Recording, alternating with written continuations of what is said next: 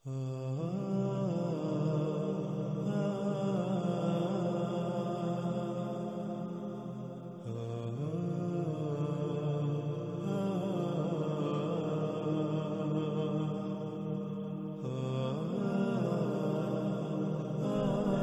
اس وقت سکرین پر جو روایت آپ کو نظر آ رہی ہے، اس روایت میں استعمال ہونے والے الفاظ کو سب سے پہلے جان لیتے ہیں، اس کے بعد روایت کے اوپر تفصیل سے بات کریں گے۔ ان میں پہلا لفظ ہے قبض۔ قبض ناظرین کہتے ہیں روک لینے کو، یعنی کہ مثال کے طور پر ایک سلسلہ چل رہا ہے یا آپ کسی کو کوئی شے دے رہے ہیں تو آپ اس شے کا دینا روک دیں، بند کر دیں، جس وجہ سے دوسرا اس شے سے محروم رہ جائے گا، محروم ہو جائے گا۔ اس طرح اگلا لفظ ہے شاع، جس کے معنی ہے قانون، یعنی جو آپ نے قانون بنا دیا، جو آپ نے قدر میں کر دیا، یعنی جو حساب تاب، جو کیلکولیشن آپ نے کر دی، جو قانون بنا دیا۔ پھر اگلا لفظ ہے احداث، جو کہ جمع کا صیغہ ہے، اس کا بعد ہے حدثہ۔ احداث کے معنی ہیں ایجادات، واقعات، حادثات، جدت، آفات اور مصائب وغیرہ۔ پھر آگے لفظ آتا ہے نزوع، جس کے معنی ہے ایک شے کا دوسری پر سوار ہونا، جیسے جانور، چرند پرند وغیرہ جنسی حاجت پوری کرنے کی غرض سے ایک دوسرے پر سوار ہوتے ہیں۔ کچھ تو اچانک اپنی اگلی ٹانگیں اٹھا کر مادہ پر سوار ہو جاتے ہیں، تو کچھ بھاگتے ہوئے آتے ہیں اور اچانک اپنی اگلی ٹانگیں اٹھا کر مادہ پر سوار ہوتے ہیں، اسے عربی میں نزوع کہا جاتا ہے۔ اگلا لفظ ہے العیر، جس کے معنی ہے قافلہ، سواریوں کا قافلہ۔ محمد رسول اللہ علیہ السلام کے وقت اور موجودہ ایجادات سے پہلے تجارت، سفر، حج وغیرہ کی غرض سے اونٹوں کے جو قافلے چلتے تھے انہیں العیر کہا جاتا تھا۔ اس کے علاوہ گدو، گھوڑوں اور خچروں کے قافلوں کو بھی العیر کہا جاتا تھا، یا کسی بھی قسم کے قافلے کو العیر کہا جاتا تھا۔ اور یہاں یہ بھی جان لیں کہ العیر بنیادی طور پر کسے کہتے ہیں، یعنی قافلہ بنیادی طور پر کسے کہتے ہیں۔ العیر یا قافلہ کہتے ہیں زیادہ لوگوں کا پیدل یا سواریوں پر کسی سفر کے لیے پوری ترتیب کے ساتھ سفر کرنا، یعنی سب سے آگے کون چلے گا، اس کے دائیں کون چلے گا، پیچھے کون چلے گا، بائیں کون چلے گا، یعنی اس طرح پوری ترتیب کے ساتھ جب کوئی لوگوں کا گروہ، کچھ سواریوں کا گروہ سفر کرتا ہے، اسے عربی میں العیر اور اردو میں قافلہ کہتے ہیں۔ اب آتے ہیں ناظرین اس روایت کی طرف۔ رسول اللہ صلی اللہ علیہ وآلہ وسلم نے کہا، قبض کر لے گا اللہ علماء کو۔ قبض کہتے ہیں روک لینے کو، یعنی جیسے اگر آپ کوئی شے کسی کو دے رہے ہوں تو بند کر دینا، دینا بند کر دینا، وہ سلسلہ روک دینا، جس وجہ سے دوسرا اس شے سے محروم ہو جائے گا۔ تو رسول اللہ صلی اللہ علیہ وآلہ وسلم نے کہا کہ اللہ علماء کا سلسلہ روک دے گا، علماء کا سلسلہ بند کر دے گا۔ پھر اس سوال کا بھی آگے جواب دے دیا کہ علماء کا سلسلہ اللہ کیسے روکے گا۔ اس کا جواب رسول اللہ علیہ السلام نے یوں دیا، اور قبض کرے گا علم ان سے، یعنی انسانوں پر علم کھلنا روک دیا جائے گا، بس جیسے اس کا قانون ہے۔ جب اللہ علم قبض کر لے گا، یعنی انسانوں پر اللہ کی طرف سے علم کھلنا بند ہو جائے گا، رک جائے گا، تو اللہ کا قانون ہے کہ پھر ایجادات، واقعات، حادثات، جدت، مصائب و آفات ایک دوسرے پر ایسے چڑھیں گے جیسے جانور جنسی حاجت کو پورا کرنے کے لیے ایک دوسرے پر سوار ہوتے ہیں۔ ایجادات، واقعات، حادثات، جدت، آفات و مصائب کے قافلوں پر قافلے چڑھیں گے، قافلوں پر قافلے ہوں گے، جیسے جانور جنسی حاجت پورا کرنے کے لیے ایک دوسرے پر سوار ہوتے ہیں، اس طرح ایجادات کے، واقعات کے، حادثات کے، آفات کے قافلوں پر قافلے اس طرح ایک دوسرے پر چڑھیں گے۔ ناظرین، رسول اللہ صلی اللہ علیہ وآلہ وسلم نے کہا قبض کر لے گا اللہ علماء کو۔ پھر اس سوال کا بھی جواب دے دیا کہ اللہ کیسے علماء کو قبض کرے گا۔ اللہ قبض کر لے گا علم کو، جیسے اس کا قانون ہے۔ ناظرین، روایت میں آگے بڑھنے سے پہلے یہاں یہ بات جان لینا بہت ضروری ہے کہ اللہ کے علم عطا کرنے یا اس کے قبض کرنے کا قانون کیا ہے۔ اس سوال کا جواب قرآن کی سینکڑوں آیات میں موجود ہے، لیکن ہم آپ کے سامنے کچھ ایسی آیات رکھتے ہیں جو اس بات کو ایسے کھول دیں گی کہ کسی بھی قسم کا کوئی ابہام نہیں رہے گا۔ ناظرین، اس وقت سکرین پر آپ کو 3 آیات نظر آ رہی ہیں۔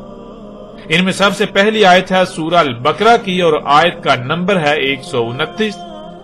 دوسری آیت ہے سورہ آل عمران کی اور آیت کا نمبر ہے 164، اور تیسری آیت ہے سورۃ الجمعہ کی اور آیت کا نمبر ہے 2۔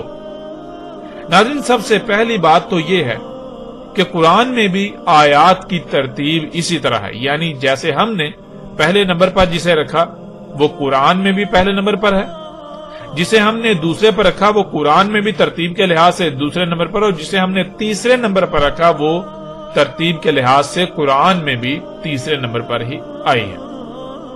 تو ناظرین، پہلی آیت جو کہ سورۃ البقرہ کی ہے، آیت نمبر 129، اس میں ابراہیم علیہ السلام کی دعا ہے اپنے رب سے، جس میں ابراہیم علیہ السلام کہتے ہیں ہمارے رب بیس کر یعنی کھڑا کر رسول انہی میں سے، ان پر تلاوت کرے تیری آیات کی اور سکھائے انہیں علم کتاب کا اور حکمت سکھائے، یعنی اس علم کا استعمال کب، کہاں، کیسے، کیوں اور کتنا کرنا ہے یہ بھی سکھائے اور ان کا تزکیہ کرے۔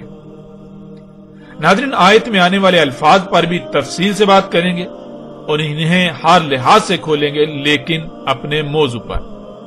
اس وقت جو ہمارا موضوع ہے اس لحاظ سے آپ یہ بات جان لیجئے اور خود اپنی آنکھوں سے دیکھ لیجئے کہ ابراہیم علیہ السلام نے جو دعا کی اس میں کیا کہا اور اس کی ترتیب کیا ہے۔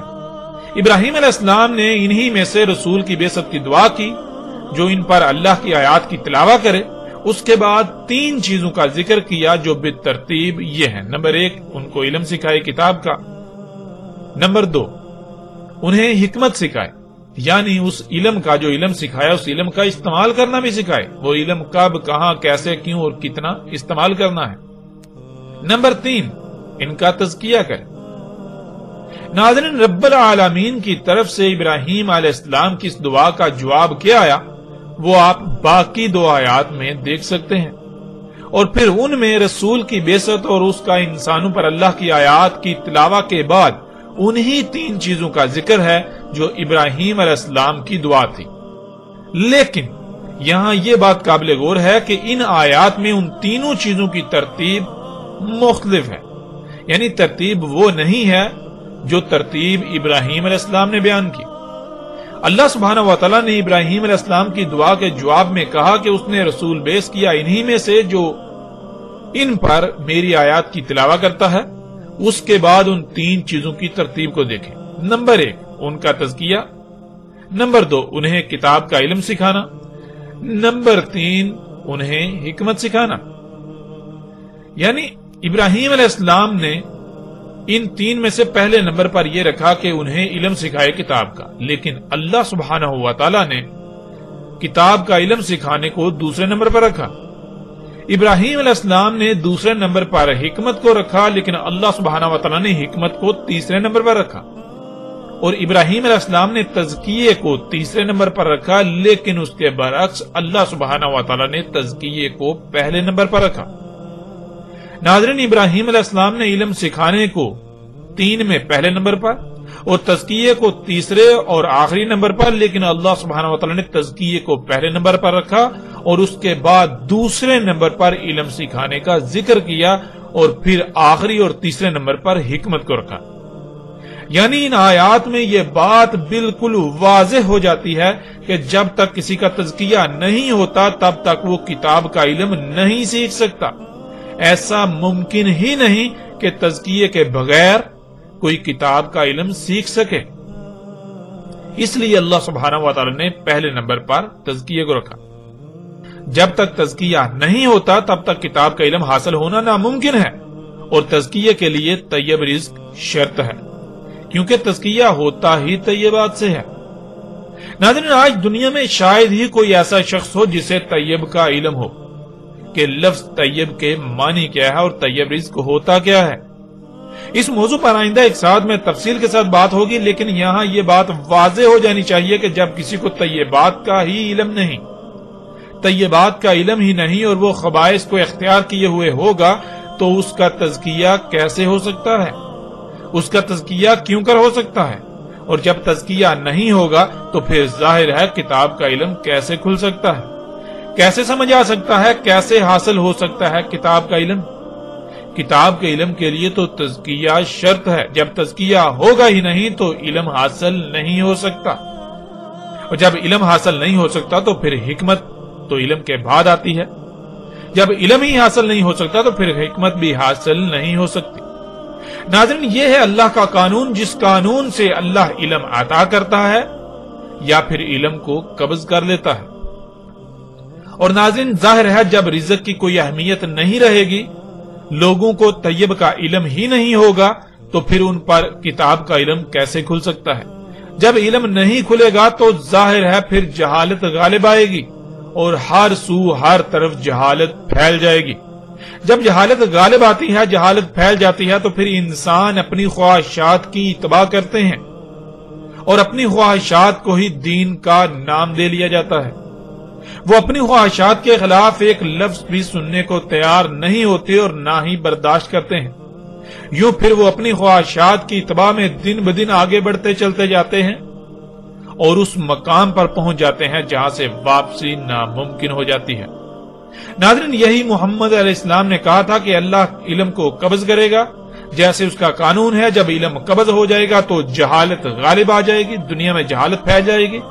جب جہالت غالب آ جائے گی، جہالت پوری دنیا میں پھیل جائے گی تو لوگ اپنی خواہشات کی اتباع کریں گے، انہیں علم ہی نہیں ہوگا کہ دنیا میں آنے کا مقصد کیا ہے۔ جو ان کی خواہشات ہوں گی وہ اسی کے پیچھے بھاگیں گے، انہیں کی اتباع کریں گے، انہیں کو پورا کریں گے۔ جب لوگ اپنی خواہشات کی اتباع کریں گے تو ایجادات ہوں گی۔ اللہ نے یہ قانون میں کر دیا تو پھر کیا ہوگا؟ تو پھر ایجادات ہوں گی، واقعات ہوں گے، حادثات ہوں گے، جدت آئے گی، آفات و مصائب ہوں گے، ایسے کہ ایک دوسرے پر چڑھیں گے، قافلوں پر قافلے چڑھیں گے۔ یعنی ایجادات ایسے ہوں گی جو ایک دوسرے پر چڑھیں گی، واقعات ایسے ہوں گے جو ایک دوسرے پر چڑھیں گے، حادثات ایسے ہوں گے جو ایک دوسرے پر چڑھیں گے، آفات ایسی ہوں گی جو ایک دوسرے پر چڑھیں گے۔ ایسے ہی ایجادات کے قافلوں پر قافلے چڑھیں گے، جیسے جانور جنسی حاجت پورا کرنے کے لیے ایک دوسرے پر چڑھتے ہیں، ایک دوسرے پر سوار ہوتے ہیں۔ حادثات و واقعات کے قافلوں کے قافلے ایک دوسرے پر ایسے چڑھیں گے جیسے جانور یا جاندار جنسی حاجت کو پورا کرنے کے لیے ایک دوسرے پر سوار ہوتے ہیں۔ یعنی جیسے گدھا، گھوڑا یا باقی جانور دوڑتے ہوئے آتے ہیں اور جنسی حاجت کو پورا کرنے کے لیے اچانک مادہ پر سوار ہو جاتے ہیں، یا جیسے جنسی حاجت پوری کرنے کے لیے ایک دوسرے پر چڑھتے ہیں، بالکل ایسے ہی ایجادات، حادثات، واقعات و مصائب ایک دوسرے پر ایسے ہی چڑھیں گے۔ اور ناظرین غور کریں، کیا آج یہ سب نہیں ہو رہا؟ کیا آج آپ پوری دنیا میں یہ سب ہوتا ہوا نہیں دیکھ رہے؟ محمد رسول اللہ علیہ السلام نے کہا، ایجادات، واقعات، حادثات، جدت، آفات و مصائب وغیرہ ایک دوسرے پر اس طرح چڑھیں گے جیسے جانور جنسی حاجت کو پورا کرنے کے لیے ایک دوسرے پر سوار ہوتے ہیں۔ تو ناظرین، آپ سکرین پر دیکھ رہے ہیں محمد رسول اللہ علیہ السلام کے الفاظ کے عین مطابق آج طرح طرح کی ایجادات، آفات، مصائب، حادثات ایسے وقوع پذیر ہو رہے ہیں گویا کہ وہ ایک دوسرے پر چڑھ رہے ہیں، اور ایجادات ایک دوسرے پر بالکل ایسے ہی سوار ہیں جیسے جانور جنسی حاجت کو پورا کرنے کے لیے ایک دوسرے پر سوار ہوتے ہیں۔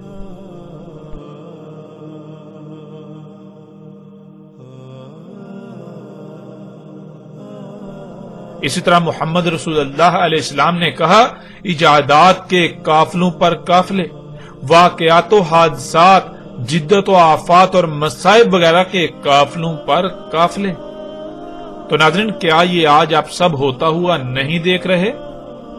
کیا سکرین پر آپ کو یہ سب نظر نہیں آ رہا کہ آج پوری دنیا میں یہ سب ہوتا ہوا نہیں دیکھ رہے؟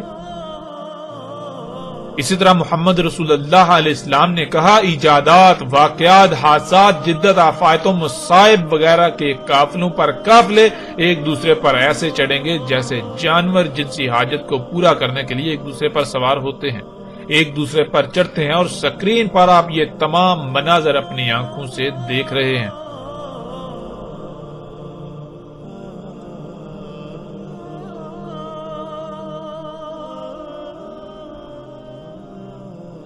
تو ناظرین بڑھتے ہیں اگلی روایت کی طرف۔ رسول اللہ علیہ السلام نے کہا دابا نکلے گا دشوار گزار گھاٹیوں، پہاڑی رستوں، گھنے جنگلات والے پہاڑی سلسلوں، گھاٹیوں، کھائیوں، بلند و بانگ پہاڑوں کے درمیان دریاؤں، سرنگوں، مشکل ترین اور کٹھن ترین رستوں، علاقوں وغیرہ سے۔ پس اس کا بلند ترین مقام بادل ہوں گے جنہیں وہ مس کرے گا یعنی انہیں چھوئے گا، اور جن پر وہ چلتا ہوگا یعنی جیسے انسان ٹانگوں پر چلتا ہے بالکل اسی طرح دابت الارض جن اعضاء پر جس شے پر چلے گا یعنی اس کے ٹائر، اس کے وہ اعضاء جن پر وہ چلے گا وہ ہوں گے زمین میں۔ جو وہ چلے گا دشوار گزار پہاڑی دروں، گھاٹیوں، گہری کھائیوں، پہاڑی رستوں، گھنے جنگلات والے پہاڑی سلسلوں، کھائیوں، بلند و بانگ پہاڑوں کے درمیان دریاؤں، سرنگوں اور مشکل ترین اور کٹھن ترین رستوں یا علاقوں وغیرہ سے۔ پس گزرے گا دابا انسان سے، انسان سلی کر رہا ہوگا یعنی انسان اللہ کی ہر شے کو اسی مقام پر رکھ رہا ہوگا جو مقام اللہ نے طے کر دیا، فطرت پر قائم ہوگا۔ وہ اپنی سواری کی حاجت کو پورا کرنے کے لیے فطرتی ذرائع پر انحصار کر رہا ہوگا۔ پس دابا جب گزرے گا تو کہے گا تو جو صلات کر رہا ہے یعنی تو جو اپنی سواری کی حاجت کو پورا کرنے کے لیے فطرت پر انحصار کر رہا ہے، یہ فطرتی ذرائع تیری اس حاجت کو کیسے پورا کر سکتے ہیں؟ اس لیے اپنی سفری حاجت کو پورا کرنے کے لیے فطرت کو چھوڑ کر مجھے اختیار کر۔ پس اس کے منہ پر ماسک چڑھا دے گا۔ ناظرین یہ ایک ایسی روایت ہے جو نہ صرف دہلا دینے والی ہے بلکہ رونگٹے کھڑے کر دینے والی ہے۔ محمد رسول اللہ علیہ السلام نے آج سے 14 صدیاں قبل موجودہ سواری کے ذرائع جو غیر فطرتی ہیں، گاڑیاں، ٹرینیں، سمندری اور ہوائی جہاز وغیرہ، ان سب کے بارے میں کس قدر کھول کھول کر بتا دیا تھا آج سے 14 صدیاں پہلے، اس وقت جب ان اشیاء کے بارے میں تصور کرنا بھی ناممکن تھا، تصور کرنا بھی محال تھا۔ اور ناظرین ایسا صرف اور صرف اللہ کا بھیجا ہوا یعنی اللہ کا رسول ہی کر سکتا ہے، اس کے علاوہ اور کوئی نہیں کر سکتا۔ تو ناظرین وہ لوگ جو آج محمد علیہ السلام کی ذات کو نشانہ بنا رہے ہیں ان کے لیے بھی یہ دندان شکن جواب ہے کہ دیکھو اگر محمد علیہ السلام اللہ کے رسول نہیں تھے تو پھر انہوں نے یہ سب اس وقت کیسے بتا دیا تھا؟ اگر سچے ہو تو آؤ جواب دو۔ لیکن ایسے لوگ حق کا مقابلہ کیسے کر سکتے ہیں؟ حق آ جائے اور باطل حق کے سامنے ٹھہر سکے یہ تو ممکن ہی نہیں، لہذا باطل حق کا مقابلہ کیسے کر سکتا ہے؟ تو ناظرین رسول اللہ علیہ السلام نے کہا دابا نکلے گا دشوار گزار گھاٹیوں، پہاڑی رستوں، گھنے جنگلات والے پہاڑی سلسلوں، گہری گھاٹیوں، گہری کھائیوں، بلند و بانگ پہاڑوں کے درمیان دریاؤں، سرنگوں، مشکل ترین اور کٹھن ترین رستوں اور علاقوں وغیرہ سے۔ تو ناظرین کیا آج آپ اپنی آنکھوں سے ایسی سواریاں نہیں دیکھ رہے جو ان علاقوں میں، ایسے خطوں میں، ایسی جگہوں میں سفر کرتی ہیں؟ نہ صرف دیکھ رہے ہیں بلکہ آج ہر کوئی ایسی سواریوں کو استعمال کر رہا ہے جو ایسے رستوں میں انتہائی پرسکون، آرام دہ اور تیز رفتاری سے سفر کرتی ہیں۔ آج انسان ان سواریوں کو آسائشوں، سہولتوں یا ترقی کا نام دیتے ہیں، لیکن اللہ سبحانہ وتعالی اور اس کے رسول محمد علیہ السلام نے اسے دابۃ الارض قرار دیا۔ وہ دابا جو زمین میں فساد عظیم کا سبب بن رہا ہے، وہ دابا جو اسات کے اشرات میں سے ایک شرط یعنی جن وجوہات کی بنا پر اسات آئے گی، زمین پر عظیم تباہی آئے گی جو تمام انسانوں کو صفحہ ہستی سے مٹا دے گی، ان میں سے ایک بنیادی وجہ ہے وہی دابا جو اللہ کے قول واقع ہونے پر نکلنا تھا، سامنے آنا تھا، جس کی وجہ سے آسمان یعنی وہ فضا جس میں آپ سانس لیتے ہیں اس نے طرح طرح کی دخان یعنی گیسوں سے بھر جانا تھا، اور وہ دخان ان عذاب علیم کی شکل اختیار کرنا تھا، جیسے کہ آج یہ سب آپ اپنی آنکھوں سے ہوتا ہوا دیکھ رہے ہیں۔ اس دابا یعنی ان جدید سواریوں کی وجہ سے آسمان طرح طرح کی زہریلی گیسوں سے بھر چکا، جس وجہ سے پوری دنیا طرح طرح کی تباہیوں کی لپیٹ میں ہے۔ انسانوں سمیت مختلف جانداروں کو طرح طرح کی بیماریوں، تکالیف اور اموات کا سامنا کرنا پڑ رہا ہے۔ زلزلے آ رہے ہیں جو دن بدن بڑھتے ہی چلے جا رہے ہیں۔ سیلاب، طوفان اور آندیاں آ رہی ہیں، ان کے علاوہ کون سی ایسی تباہیاں نہیں ہیں جن کا آج انسانوں کو سامنا نہیں کرنا پڑ رہا، اور یہ سب کس وجہ سے؟ ناظرین ذرا غور تو کریں۔ اور رسول اللہ علیہ السلام نے کہا اس کا راس یعنی اس کی چوٹی، اس کا بلند ترین مقام بادل ہوں گے، بادلوں کو مس کرے گا، انہیں چھوئے گا۔ اور ناظرین یہ بھی آج آپ اپنی آنکھوں سے ہوتا ہوا دیکھ رہے ہیں، نہ صرف دیکھ رہے ہیں بلکہ جب آپ اسی دابا یعنی ہوائی جہاز میں سوار ہوتے ہیں تو اس سارے منظرنامے سے خود بھی گزرتے ہیں اس دابا کے ساتھ۔ یعنی یہی دابۃ الارض جو جہازوں کی صورت میں آج موجود ہے، وہ بادلوں کو پہنچتا ہے، انہیں چھوتا ہے، یہاں تک کہ بادلوں کو چیرتا ہوا ان سے اوپر نکل جاتا ہے۔ اور رسول اللہ علیہ السلام نے کہا اس کی رجل یعنی جن پر وہ چلے گا، جیسے انسان جن پر چلتا ہے وہ اس کی ٹانگیں کہلاتی ہیں، بالکل اسی طرح دابۃ الارض جن اعضاء پر چلے گا یعنی اس کے ٹائر وہ زمین میں ہوں گے جو وہ نکلے گا دشوار گزار گھاٹیوں، پہاڑی رستوں، گھنے جنگلات والے پہاڑی سلسلوں، گہری گھاٹیوں، گہری کھائیوں، بلند و بانگ پہاڑوں کے درمیان دریاؤں، سرنگوں، مشکل ترین اور کٹھن ترین رستوں اور علاقوں وغیرہ سے۔ ناظرین یہی دابا زمین پر اپنی رجل یعنی ٹائروں پر چلتا ہے تو اس کے ٹائر زمین پر ہوتے ہیں، جیسا کہ طرح طرح کی گاڑیاں ہیں جو ایسے علاقوں سے اپنے ٹائروں پر سفر کرتے ہوئے نکلتی ہیں، چلتی ہوئی نکلتی ہیں۔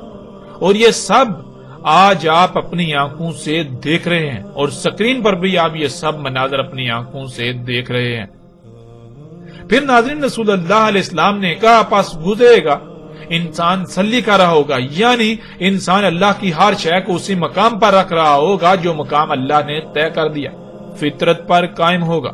وہ اپنی سواری کی حاجت کو پورا کرنے کے لیے فطرتی ذرائع پر انحصار کر رہا ہوگا، پس دابا کہے گا جو تو صلاح کر رہا ہے، یعنی تو جو اپنی سواری کی حاجت کو پورا کر رہا ہے، تو جو اپنی سواری کی حاجت کو پورا کرنے کے لیے فطرت پر انحصار کر رہا ہے، یہ فطرتی ذرائع تیری اس حاجت کو پورا کیسے کر سکتے ہیں؟ اس لیے اپنی سفری حاجت کو پورا کرنے کے لیے فطرت کو چھوڑ کر مجھے اختیار کر، پس اس کے منہ پر ماسک چڑھا دے گا۔ یعنی ناظرین رسول اللہ علیہ السلام نے بالکل واضح یہ کہا کہ جب تک یہ سواریاں نہیں نکلیں گی تب تک انسان اپنی سواری کی حاجت کو پورا کرنے کے لیے فطرتی ذرائع پر انحصار کریں گے۔ یعنی انسان اپنی سفری حاجت کو پورا کرنے کے لیے گدھے، گھوڑے، اونٹوں اور خچروں پر انحصار کر رہے ہوں گے، لیکن جب یہ دابا نکل آئے گا، دابۃ الارض آ جائے گا، جب یہ وجود میں آ جائے گا تو لوگ چاہتے یا نہ چاہتے ہوئے بھی اسے استعمال کرنے پر مجبور ہو جائیں گے، کیونکہ انسانوں کو نظر آ رہا ہوگا کہ ان جدید سواری کے ذرائع کی موجودگی میں ان کی سواری کی حاجت کو فطرتی ذرائع یعنی گدھے، گھوڑے، اونٹ اور خچر وغیرہ پورا نہیں کر سکتے۔ وہ اس تیز رفتار ترین دور میں ان سست رفتار فطرتی ذرائع سے اپنی حاجت کو پورا نہیں کر سکتے۔ یوں تمام انسان اپنی اس حاجت کو پورا کرنے کے لیے دابۃ الارض پر انحصار کریں گے، جس کا نتیجہ یہ نکلے گا کہ پوری دنیا کی فضا دابۃ الارض سے خارج ہونے والی زہریلی گیسوں سے بھر جائے گی۔ اب ناظرین آپ خود غور کریں، کیا یہ سب آج نہیں ہو چکا؟ کیا آپ کو یہ سب ہوتا ہوا نظر نہیں آ رہا؟ کیا محمد رسول اللہ علیہ السلام کا آج کے بارے میں کہا ہوا ایک ایک لفظ سچا ثابت نہیں ہو رہا، سچا ثابت نہیں ہو چکا؟ محمد علیہ السلام نے اس قدر کھول کھول کر دابۃ الارض کی وضاحت کر دی کہ اندھوں کو بھی نظر آ جاتا، مگر محمد علیہ السلام کی اس قدر وضاحت کے باوجود کوئی ایک بھی شخص آج ایسا نظر نہیں آتا جسے دابۃ الارض آج سے پہلے نظر آیا ہو۔ اور ناظرین یہاں محمد رسول اللہ علیہ السلام کے وہ الفاظ بھی بالکل سچ ثابت ہوتے ہیں کہ محمد رسول اللہ علیہ السلام نے کہا تھا کہ جب دابت الارض نکلے گا تب دنیا میں کوئی ایک بھی مومن نہیں ہوگا. اور جیسے ہم آگے بڑھیں گے تو آئندہ ایک ساتھ میں ایسی روایات بھی آپ کے سامنے آ جائیں گی. اور ناظرین ظاہر ہے اگر کوئی مومن ہوتا تو اسے دابت الارض نظر آنا چاہیے تھا، مگر ہم نہیں دیکھتے ہیں کہ دابت الارض کے نکلنے سے لے کر آج تک کوئی ایسا شخص ہوا ہو جسے دابت الارض نظر آیا ہو. زبان سے مومن ہونے کے دعوے دار تو کروڑوں ہیں، لیکن حیرانی والی بات تو یہ ہے کہ ان مومنوں کو دابت الارض نظر ہی نہ آیا. انہیں اس کے برعکس آسائشیں، سہولتیں، آسانیاں نظر آتی رہیں اور آج بھی نظر آ رہی ہیں. تو ناظرین اب آپ سے سوال ہے کہ کیا اب بھی دابت الارض کے بارے میں کوئی شک و شبہ رہ چکا؟ کیا دابت الارض کی کھل کر وضاحت نہیں ہو چکی؟ اور پھر ناظرین ان لوگوں سے سوال ہے جو یہ کہتے ہیں کہ ایک جانور نکلے گا، یعنی دابت الارض کو انہوں نے ایک جانور بنا دیا، وہ نکلے گا اور لوگوں سے باتیں کرے گا. تو ان سے سوال ہے کیا تمہارا وہ جانور اس میں یہ تمام تر صلاحیتیں موجود ہوں گی جو محمد رسول اللہ علیہ السلام نے کہہ دیا تھا؟ اور پھر مرزا غلام احمد قادیانی کے پیروکاروں سے بھی سوال ہے کہ کیا جسے مرزا غلام احمد قادیانی نے دابت الارض کہا کیا اس پر یہ تمام کے تمام الفاظ پورے اترتے ہیں؟ ناظرین مرزا غلام احمد قادیانی کے تمام پیروکاروں کو چیلنج ہے، ان کو چیلنج ہے کہ وہ مرزا غلام احمد قادیانی کو سچا ثابت کر کے دکھائیں. محمد رسول اللہ علیہ السلام نے تو کہا تھا کہ جب دابت الارض نکلے گا اس وقت زمین میں کوئی ایک بھی مومن نہیں ہوگا. ظاہر ہے اگر مومن ہو تو اسے دابت الارض نظر آ جاتا نا. اب ناظرین جب مرزا غلام احمد قادیانی کو دابت الارض ہی نظر نہیں آیا تو وہ رسول، مہدی اور مثل عیسیٰ یا عیسیٰ تو بعد کی بات ہے، وہ تو مومن ہی نہیں، وہ تو مومن ہی ثابت نہیں ہوتا. اتنا بڑا دعوے دار یعنی رسول ہونے کا دعوے دار، اور حیران کن طور پر کیسا رسول ہے کہ اسے دابت الارض ہی نظر نہ آیا؟ ہے نا حیرانگی والی بات. اور قادیانیوں کو چیلنج ہے، قادیانیوں کو بار بار حق کی طرف دعوت دی جاتی ہے کہ اپنی آنکھیں کھول لیں. اگر وہ حق کے دعوے دار ہیں تو انہیں اپنی آنکھیں کھولنا ہوں گی، ورنہ اگر اس قدر حق واضح ہونے کے باوجود انہیں حق نظر نہیں آتا تو قادیانی جان لیں کہ دنیا میں وہ بدترین مشرک اور کافر ہیں. ہاں دنیا میں وہ اپنے آپ کو جتنی چاہے جھوٹی تسلیاں دیتے رہیں، لیکن اللہ کے قانون میں وہ بدترین مشرک ہیں، بدترین مشرک. ناظرین اب بڑھتے ہیں اگلی روایت کی طرف. رسول اللہ علیہ السلام نے کہا نکلے گا دابا دشوار گزار گھاٹیوں، پہاڑی رستوں، گنے جنگلات والے پہاڑی سلسلوں، گھاٹیوں، کھائیوں، بلند و بانگ پہاڑوں کے درمیان سرنگوں، دریاؤں، مشکل ترین اور کٹھن ترین رستوں اور علاقوں وغیرہ سے، ساتھ عالی شان پرسکون آرام دہ تیز رفتار سواریوں سے.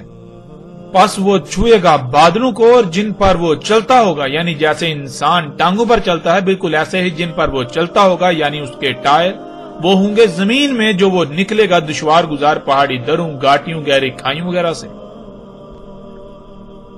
اس طرح ناظرین اگلی روایت. رسول اللہ علیہ السلام نے کہا نکلے گا دابا دشوار گزار گھاٹیوں، پہاڑی رستوں، گنے جنگلات والے پہاڑی سلسلوں، گھاٹیوں، گہری کھائیوں، بلند و بانگ پہاڑوں کے درمیان دریاؤں، جھیلوں، سرنگوں، مشکل ترین اور کٹھن ترین رستوں، علاقوں وغیرہ سے. پس اس کا بلند ترین مقام بادل ہوں گے جنہیں وہ مس کرے گا یعنی انہیں چھوئے گا، اور جن پر وہ چلتا ہوگا یعنی جیسے انسان ٹانگوں پر چلتا ہے بالکل ایسے ہی جن اعضاء پر وہ چلتا ہوگا یعنی اس کے ٹائر، وہ زمین میں ہوں گے جو وہ نکلے گا دشوار گزار پہاڑی دروں، گھاٹیوں، گہری کھائیوں وغیرہ سے. پس گزرے گا انسان سلی کر رہا ہوگا یعنی انسان اللہ کی ہر شے کو اسی مقام پر رکھ رہا ہوگا جو مقام اللہ نے طے کر دیا.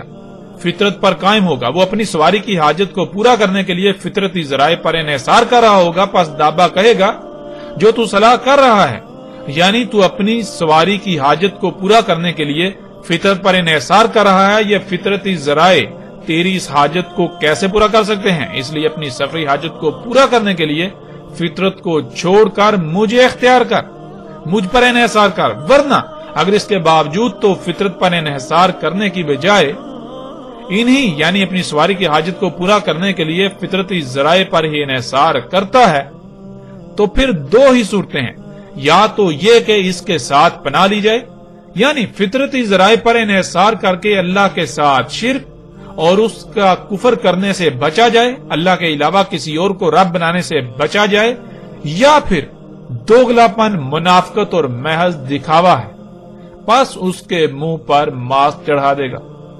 ناظرین، اس روایت میں اور پچھلی روایت میں کوئی زیادہ فرق نہیں ہے، پیچھے جو تفصیل سے جس روایت پر ہم بات کر چکے، دونوں تقریباً ایک ہی روایت ہیں، لیکن اس روایت میں صرف اتنا اضافہ ہے کہ اگر یعنی کہ دابا دعوت دیتا ہے مجھ پر اپنی سواری کی حاجت کو پورا کرنے کے لیے مجھ پر انحصار کر، اور اگر کوئی انحصار نہیں کرتا یعنی کوئی نہیں کر رہا ہوگا تو دو ہی صورتیں ہوں گی، یا تو یہ کہ وہ اس سے بچنا چاہے گا، یعنی کہ اسے پتا ہوگا، یعنی وہ شخص مومن ہوگا، اسے علم ہوگا کہ یہ کفر ہے، یہ اللہ کے ساتھ کفر ہے، اگر میں دابا کو استعمال کروں گا یعنی اللہ سبحانہ وتعالی نے تو مجھے فطرت پر قائم ہونے کا حکم دیا، اور مجھے سواری کی حاجت پورا کرنے کے لیے اللہ سبحانہ وتعالی نے یعنی فطرت نے تو مجھے جو سواری کے ذرائع مہیا کیے وہ گدے، گھوڑے اور خچر وغیرہ ہیں، اونٹ وغیرہ ہیں، اگر میں ان کو چھوڑ کر انہیں اختیار کرتا ہوں، یہ تو اللہ کے ساتھ کفر ہے، یہ تو اللہ کے علاوہ اور کو رب بنانا ہے، لہٰذا میں اللہ کے علاوہ کسی اور کو رب نہیں بنا سکتا، میں اللہ کے ساتھ شرک نہیں کر سکتا، تو اللہ کے ساتھ کفر و شرک سے بچنے کے لیے وہ سواری کے ذرائع یعنی فطرت پر انحصار کرے گا، یا پھر دوسری صورت یہ ہے کہ محض لوگوں کو دکھانے کے لیے یعنی دوگلا پن اور منافقت ہوگی، اس کے علاوہ کچھ نہیں ہوگا، یعنی کہ اگر کوئی شخص فطرتی ذرائع کو اختیار کر رہا ہے یعنی اس نے رکھے ہوئے ہیں، یعنی وہ گھوڑے کو استعمال کرتا ہے، گدے یا خچر کو استعمال کرتا ہے، تو وہ کیوں کرتا ہے؟ وہ محض دکھاوے کے لیے، ریاکاری کے لیے، وہ اس کے پاس گاڑیاں بھی یہ سب کچھ بھی ہے، اس کے باوجود وہ صرف یعنی کہ ایسے دور میں، ایسے وقت میں جب گھوڑے یہ ساری سواریاں یہ اونٹ وغیرہ گھوڑے ناپید ہو چکے ہیں، لوگ گھوڑوں وغیرہ پر سفر نہیں کرتے، اور وہ صرف دکھاوے کی غرض سے وہ فطرتی ذرائع جو ہے وہ محض دکھاوے کی غرض سے رکھے گا، اس سے بڑھ کر کچھ نہیں۔ اور ناظرین آپ غور کریں، کیا یہ آج سب نہیں ہو رہا؟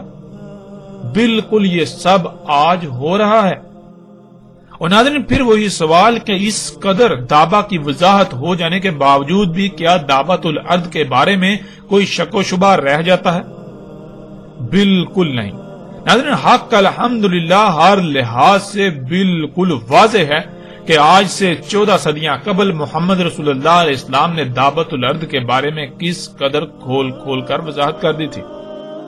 ناظرین اس قدر وضاحت ہو جانے کے باوجود ہم الحمدللہ مزید مختلف روایات کو سامنے رکھیں گے اور ان پر بھی بات کریں گے کہ ان میں رسول اللہ علیہ السلام نے دعوت الارض کے بارے میں مزید کیا کیا کہا۔ رسول اللہ علیہ السلام نے کہا وہ ہوگا دابا جو نکلے گا سات کے قیام کے پاس، اپنے عوامل سے کلام کرے گا لوگوں سے، اور وہ زہر آلود کر دے گا چہرہ مومن کا اور کافر کا۔ یعنی ناظرین اس روایت میں رسول اللہ علیہ السلام کے الفاظ بالکل واضح ہیں۔ رسول اللہ علیہ السلام نے کہا کہ اس میں کچھ شک نہیں، وہ دابا ہوگا، یعنی وہ جو حرکت کرنے والی مخلوقات سامنے آئیں گی، یعنی کہ آج جو حرکت کرنے والی مخلوقات نہیں ہیں، جو مرحلہ بمرحلہ آگے بڑھتی ہیں، جو حرکت کرتی ہیں تیر کر، رینگ کر، چل کر یا اڑ کر، جو آج موجود نہیں ہیں لیکن بعد میں سامنے آئیں گی، وہ کیا ہوگا؟ وہ مخلوقات، وہ دابا ہوگا جس نے قیام الساعت کے قریب نکلنا تھا۔ اور ناظرین دابا کا نکلنا یعنی ان مخلوقات کا سامنے آنا، سات کا سر پر آنا بالکل واضح ہے، یعنی کہ دابا کا آنا، دابت الارض کا سامنے آنا، سات کے سر پر آنے کا اعلان تھا۔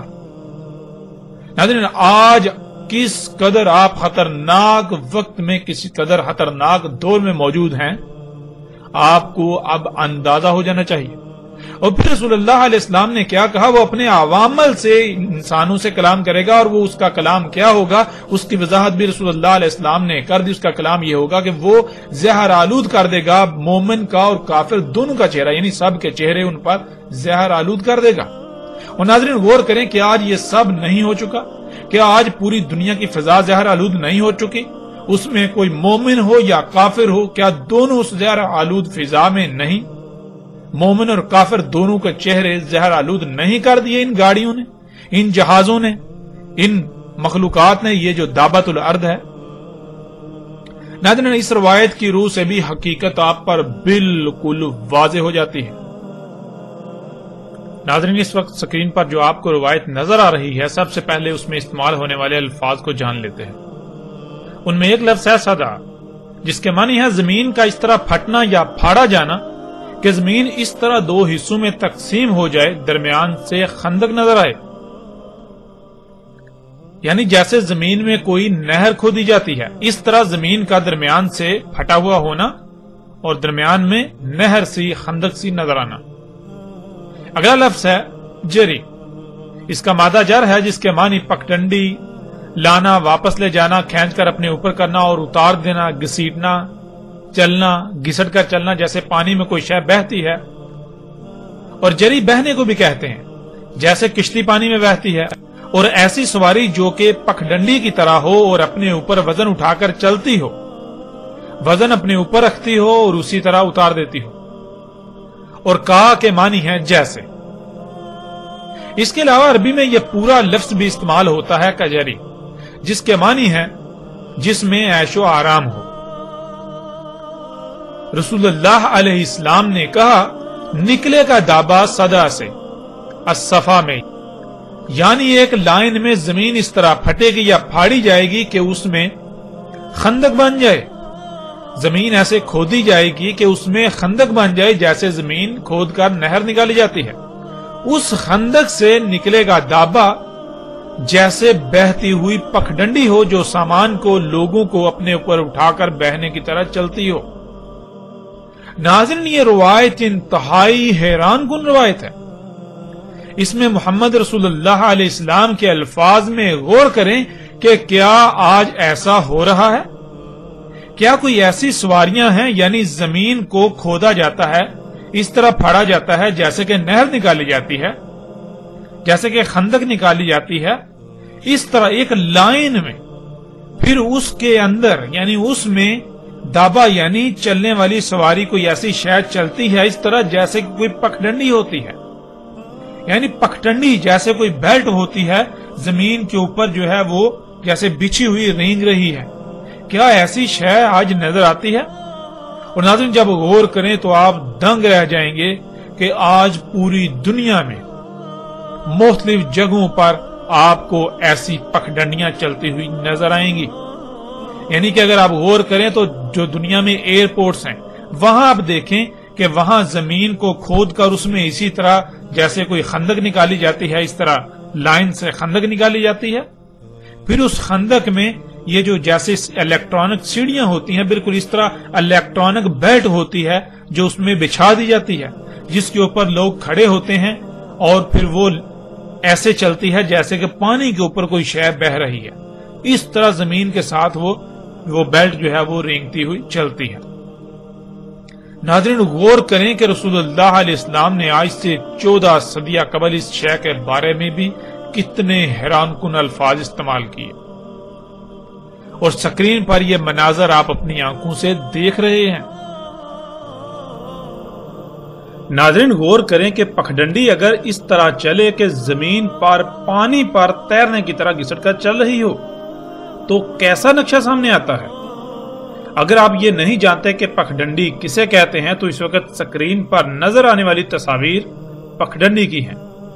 इन्हें गौर से देखें और फिर तस्वर करें कि पगडंडी की तरह की सवारी हो, गोया के पगडंडी जमीन पर घिसट कर इस तरह चल रही हो कि लोगों को अपने ऊपर उठा लेती है और आगे चलकर उतार देती है। اور اب آپ سکرین پر ان مناظر کو بھی دیکھیں.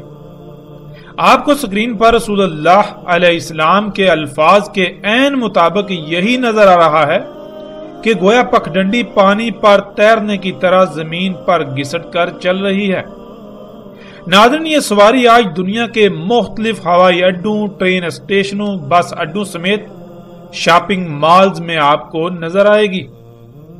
روایت میں صدع کی عین کے نیچے 2 زیریں ہیں جس سے صدعین جمع کا صیغہ بن جاتا ہے. یعنی دنیا میں بہت سی جگہوں پر زمین کو ایک لائن میں ایسے کھودا جائے گا کہ خندق بن جائے اور اس خندق میں یہ پگڈنڈی نماز سواری یعنی دابہ چلے گا. اور ناظرین، حیران کن طور پر آپ یہ مناظر آج اپنی آنکھوں سے دیکھ رہے ہیں.